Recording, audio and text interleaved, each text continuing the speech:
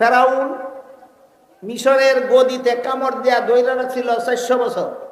কতদিন বলুন তো? ফেরাউন কোন দেশের রাজা ছিল? মিশরের। গদিতে বসা ছিল কতদিন? 400 বছর।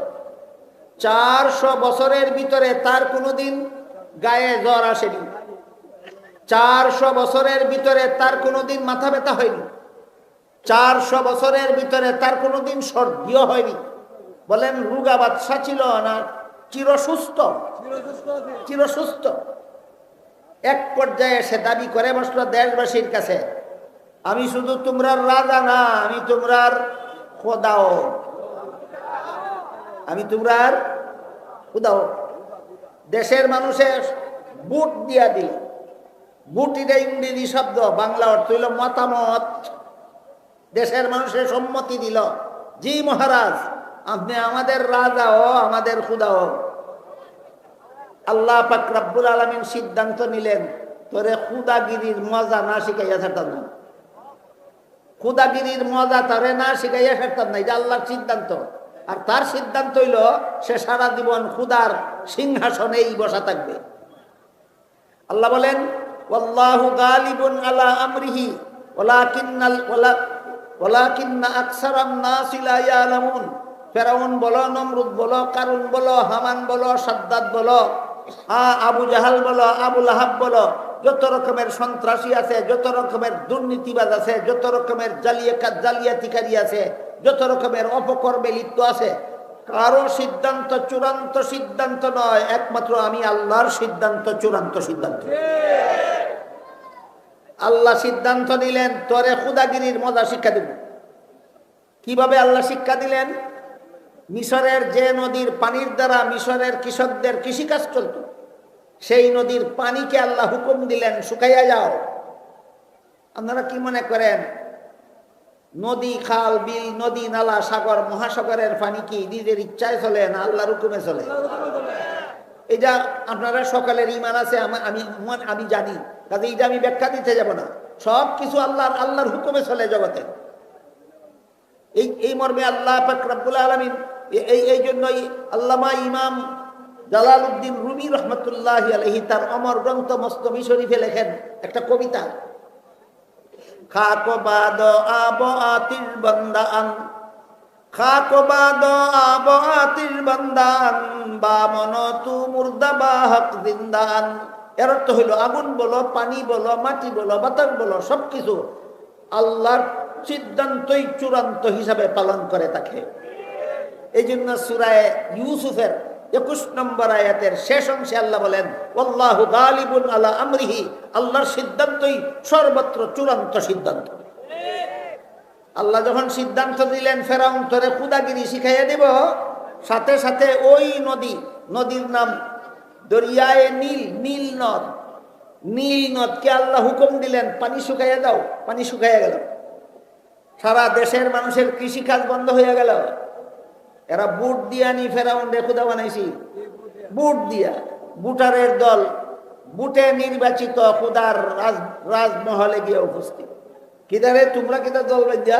বলে মহারাজ আমরা নদীর পানি শুকাইয়া গেছে, গৃহস্থীয় বদ্ধ হয়ে গেছে, আপনার তো বুট দিয়া খুদা বানাইছি, অন খুদা ছাড়া তো কেউ পানি দিতে পারে না, আপনি আমরা পানি দিন।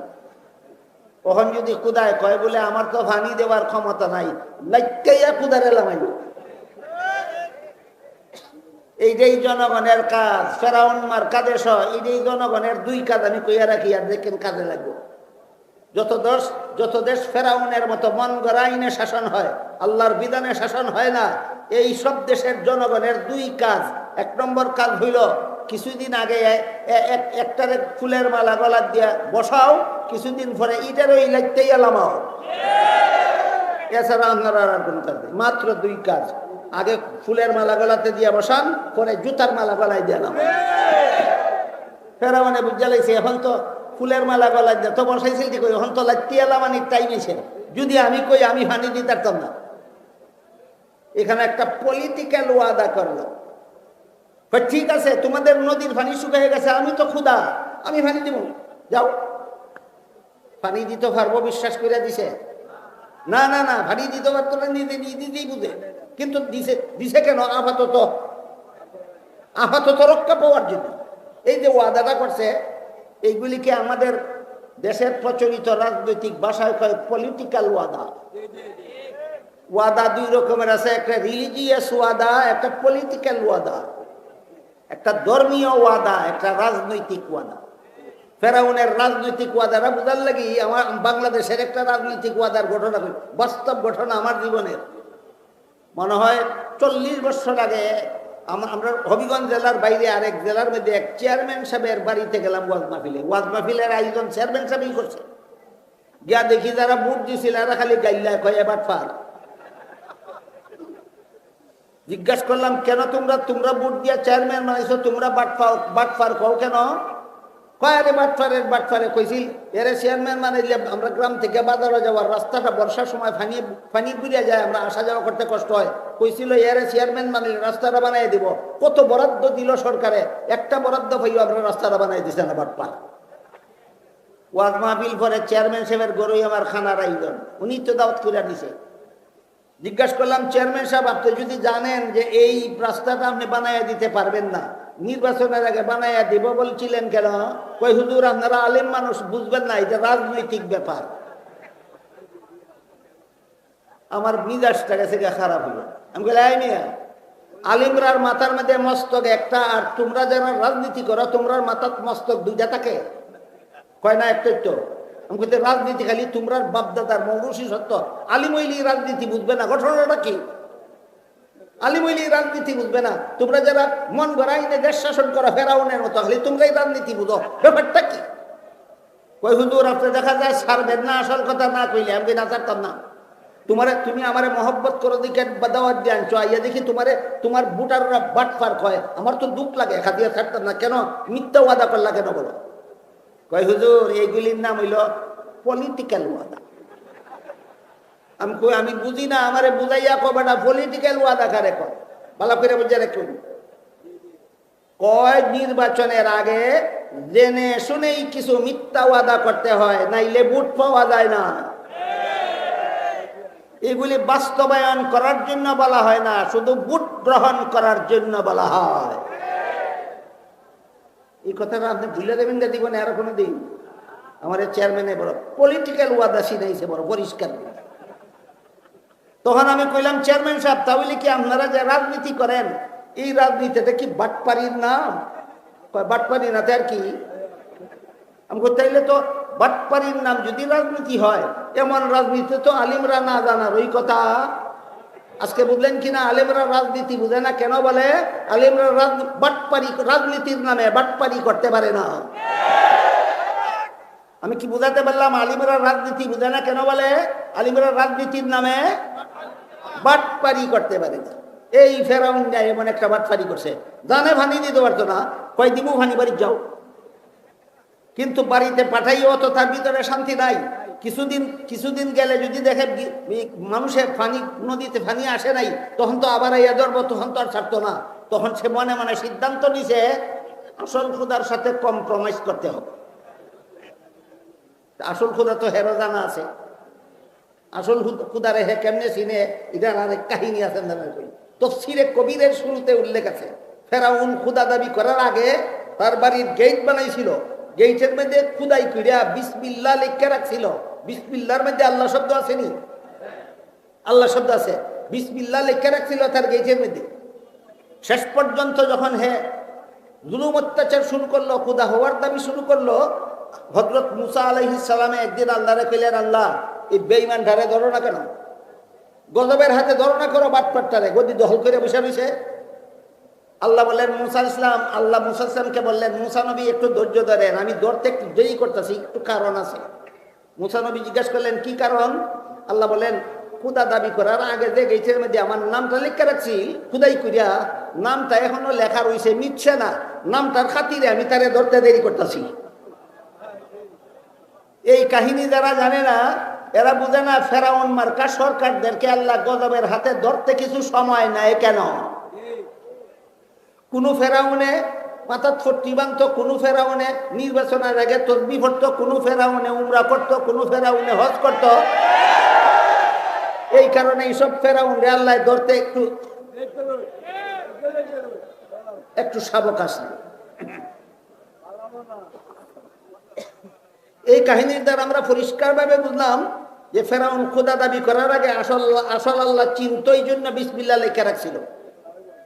তাই ফেরাউনে এই দেশের জনগণকে বিদায় দিয়ে ভাবলো এইবার আসল খোদার সাথে কম্প্রোমাইজ না করলে আর খোদাগিরি রক্ষা করা যাবে না। তখন সিংহাসন ছাড়িয়া শহর থেকে বাইরিয়া সেনাবাহিনীকে সাথে নিয়া গুড়ার পিঠে সোয়ার হইয়া রাজধানী সাইরা মরুভূমি পার হইয়া জঙ্গলে গিয়া, জঙ্গলের পাশে গিয়া সেনাবাহিনীদেরকে জঙ্গলের বাইরে দাঁড় করাই রেখে একা একা পায়ে হেঁটে জঙ্গলের ভিতরে ঢুকিয়া গভীর জঙ্গলে গিয়া আল্লাহর দরবারে সেজদায় পড়ল, যে আল্লাহর নামে গেইটো বিসমিল্লাহ লেখাই রাখছিল। সেজদায় হইরা কয়, ও আল্লাহ, আসলে যে খুদা আমি না, আসলে যে খুদা তুমিও, এটা তো তুমিও জানো আমিও জানি।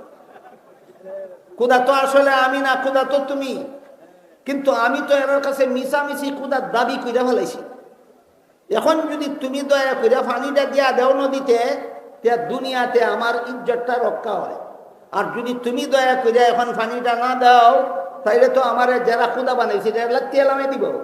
আল্লাহ, দুনিয়াতে আমারে লাত খাওয়াইও না, দুনিয়াতে আমার বাহাদুরিটা ঠিক রেখে দাও, মরণের পরে তুমি ইচ্ছা মতো আমারে যা ভারো কুটা দিও।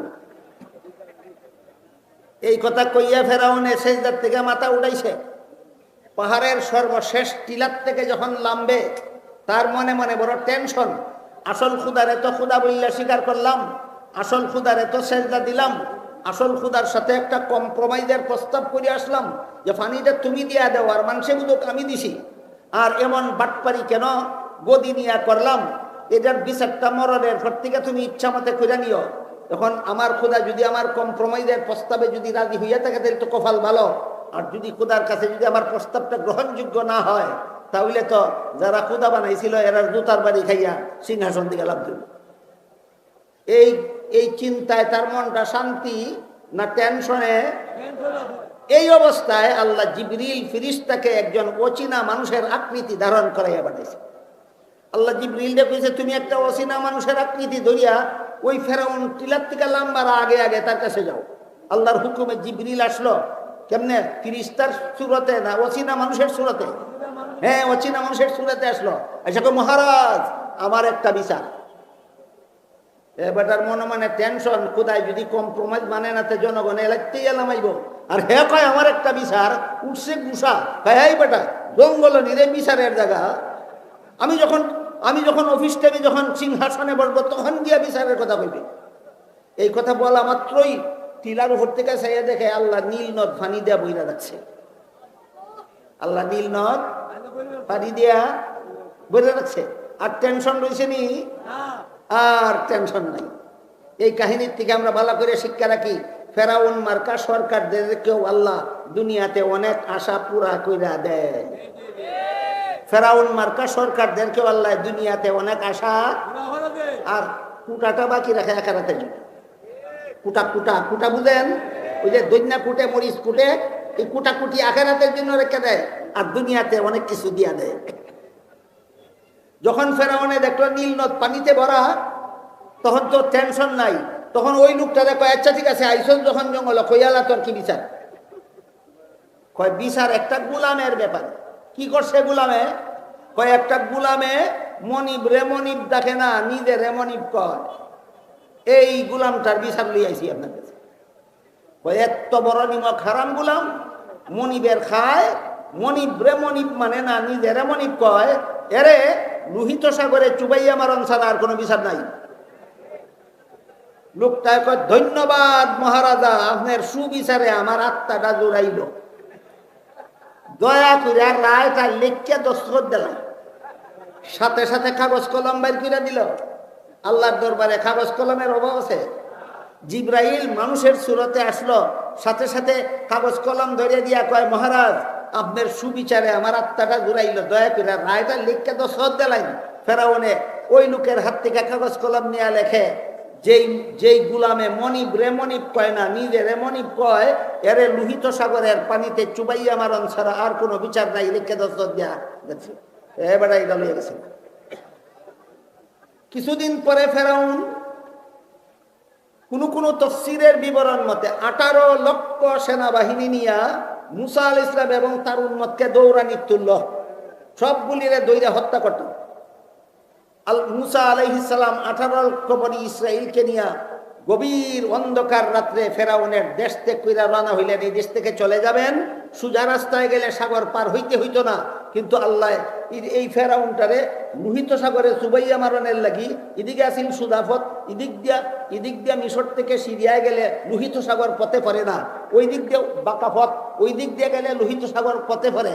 আল্লাহ মুসা নবীরে হুকুম দিলেন সুদাফতে যাইও না, বাঁকা পথে ঘুরে যাও, যেখান দিয়ে গেলে লোহিত সাগর পথে পড়ে।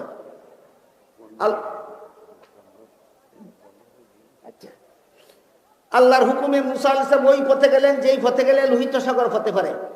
রাত্রি পুহাইল, লোহিত সাগরের সামনে গিয়ে উপস্থিত হইলেন। আর ফেরাউন 20 লক্ষ, কোন তফসিরের বিবরণ মতে 20 লক্ষ সেনাবাহিনী নিয়ে ফেরাউন ওই লোহিত সাগরের পাশে উপস্থিত হইল। আল্লাহ মুসা আলাইহিস সালামকে হুকুম দিলেন লাঠি দিয়া সাগরের পানিতে আঘাত করুন। আঘাত করলেন, পানি ফাঁক হইয়া 12টা রাস্তা হয়ে গেল।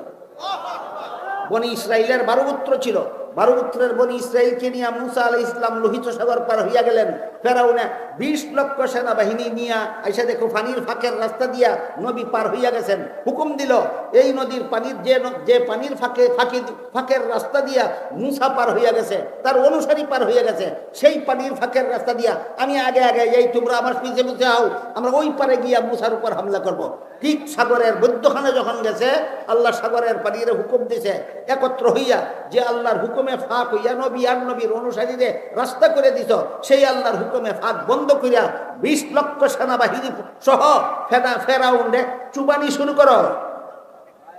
যখন ফেরাউন নাখানি চুবানি খাওয়া শুরু করলো আল্লাহর হুকুমে লোহিত সাগরের মধ্যখানে, তখন বলতে লাগলো দয় আল্লাহর আমি খুদা না, মুসার খোদাই খুদা, ফেরাউনের হারুনের খোদাই খুদা, আমি খুদা না। জিবরিল তখন একটা চিঠি নিয়ে ফেরাউনের সামনে সাগরের তলাত দেখাইল।